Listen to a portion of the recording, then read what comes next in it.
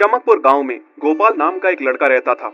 उसकी सौतेली माँ और बाप ने उसे घर से निकाल दिया था। उसकी सौतेली माँ ने सब कुछ अपने और अपने बच्चों के नाम पे कर रखा था और गोपाल को हिस्से के नाम पे 3 गायें दे रखी थी। गोपाल पढ़ा लिखा तो बहुत था, पर नौकरी ना मिलने के कारण उसने सोच लिया था कि वो अब उन तीनों गायें की खूब देख रेख करके उनसे जो दूध मिलेगा उसे बेच के अपना कारोबार चलाएगा।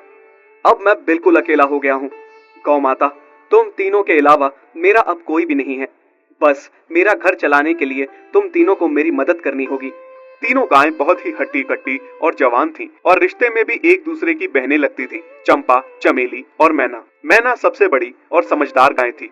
चंपा गर्भवती थी और चमेली को अभी अभी बच्चा हुआ था। वो दूध दे रही थी, जिसके दूध को बेच के गोपाल का थोड़ा बहुत घर चल रहा था। पर गोपाल को अब चंपा और मैना पे पूरा भरोसा था कि जब उनका बच्चा हो जाएगा तो वो खूब दूध देने लगेंगी और जिससे उसका कारोबार अच्छे से सेट हो जाएगा।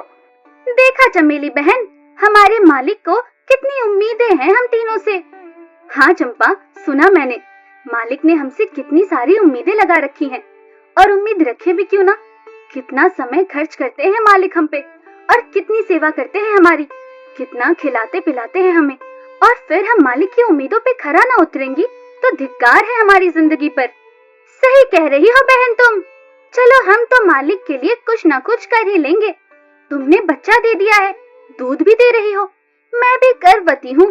थोड़े दिनों में मैं भी बच्चे को जन्म दे दूंगी, फिर दूध भी देने लगूंगी। लेकिन इस मैना दीदी को देखो, हम दोनों से बड़ी हैं, एक बार भी बच्चा ना दे पाई आज तक। क्या इसका फर्ज नहीं बनता मालिक के लिए कुछ? ये तो बड़ी हैं, हमसे ज्यादा इसको मालिक के लिए करना चाहिए था, लेकिन हम छोटी होकर इतना सोच रहे हैं। तुम दोनों ऐसा क्यों कह रही हो? क्या गलत कह रहे हैं हम? सही तो कह रहे हैं। कितने सालों से बांझ पड़ी हो तुम। ऐसा कैसे कह सकती हो तुम? बच्चा देना ना देना मेरे हाथ में थोड़े ना है। मैं भी तो माँ बनना चाहती हूँ ना। मैं भी चाहती हूँ कि दूध दूं और मालिक को मेरे दूध से कुछ फायदा हो। अरे तुम क्या बच्चा दोगी जो इतने सालों से नहीं दे पाई?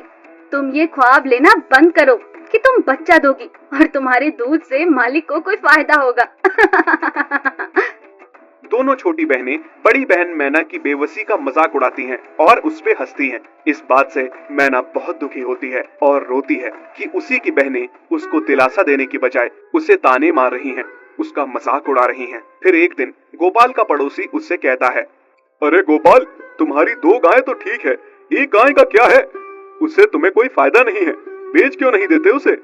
अरे नहीं नहीं भाई साहब, बेचना क्यों उसे? अभी बच्चा नहीं दे रही तो क्या पता कल वो बच्चा दे दे। कोई भी काम जल्दबाजी में नहीं करना चाहिए।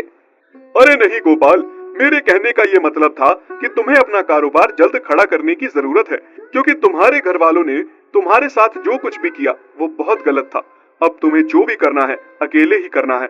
आगे शादी भी तो करनी है तुम्हें, उसके लिए भी खूब पैसा कमाना पड़ेगा। जब तुम्हारी सारी गायें दूध देंगी तभी तो कारोबार अच्छा चलेगा ना। हाँ, बात तो तुम सही कह रहे हो भाई। मेरी मानो तो तुम अपनी गायों को क्रॉस करवा के देख लो, शायद उससे बच्चा हो जाए। हाँ, ये सुझाव तुमने सही दिया, मैं कल ही ऐसा कर लेता हूँ। सुना तुमने मैना बहन मालिक की बातों को? कितना परेशान है मालिक तुम्हारी वजह से, पर तुम्हें तो कोई बात कह ही नहीं सकते। झट से बुरा जो मान जाती हो तुम। मैना ये सब सुन के बहुत दुखी होती है, पर करती भी क्या, उसके हाथ में कुछ नहीं था। गोपाल ने मैना को क्रॉस करवा के भी देखा, पर उसका भी कोई फायदा नहीं हुआ। गोपाल, जो सुझाव मैंने तुम्हें दिया था, क्या वो तुमने आजमाया? हाँ भाई, वो भी करके देख लिया, पर उसका भी कोई असर ना हुआ। ये गाय किसी काम की नहीं है गोपाल, मेरी मानो तो इसे बेच दो। मैं सोच रहा हूँ एक बार फिर से क्रॉस करवा के देखता हूँ, शायद कोई बात बन जाए। देख लो, पर मुझे नहीं लगता। देखा, इन लोगों को भी पता चल गया, तुम बच्चा नहीं दे सकती, तुम बांझ ही रहोगी। सही कह रही हो तुम दीदी, इतने जतन करने के बाद भी बच्चा नहीं हो रहा, तो अब क्या होगा? गोपाल मैना को एक बार फिर से क्रॉस करवा लेता है। दोनों बहनें चंपा और चमेली मैना के बांझपन का मजाक उड़ाती हैं और उस पे खूब हंसती हैं। फिर एक दिन मैना चमेली के बच्चे के साथ खेल रही थी कि तभी चंपा देख लेती है। हाँ देख तो चमेली दीदी, ये मैना दीदी तेरे बच्चे के साथ क्या कर रही है? मुझे समझ में नहीं आ रहा, तू इस बांझ के साथ अपने बच्चे को कैसे छोड़ सकती है? जब मेरा बच्चा आ जाएगा मैं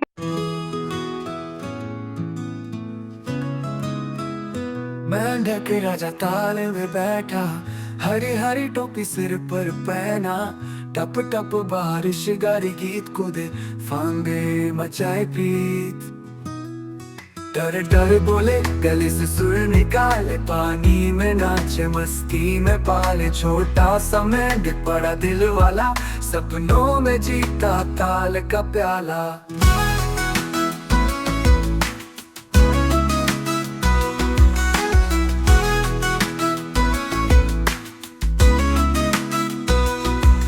की गूंज और पत्तों की बात, मेंढक ने खोली अपनी जिंदगी की किताब।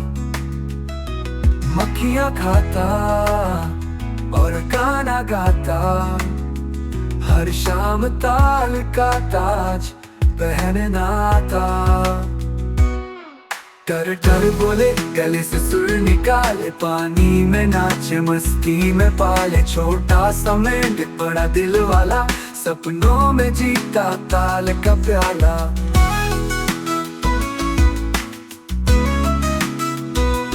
हारों की गूंज और पत्तों की बात, मेंढक ने खोली अपनी जिंदगी की किताब। मक्खियां खाता और गाना गाता, हर शाम ताल का ताज पहन आता। डर डर बोले गले से सुर निकाले, पानी में नाचे मस्ती में पाले। छोटा सा मेंढक बड़ा दिल वाला, सपनों में जीता ताल का प्याला।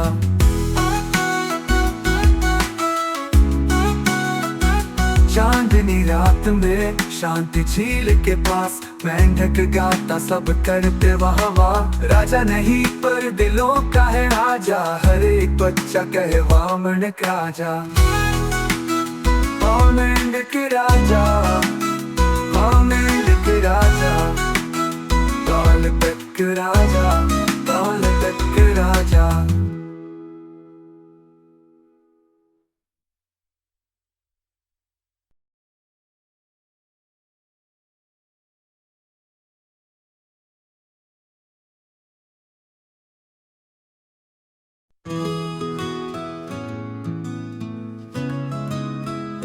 मेंढक राजा ताल में बैठा, हरी हरी टोपी सिर पर पहना। टप टप बारिश गारी गीत कूदे, फांगे मचाए प्रीत। डर डर बोले गले से सुर निकाले, पानी में नाचे मस्ती में पाले। छोटा सा मेंढक बड़ा दिल वाला, सपनों में जीता ताल का प्याला।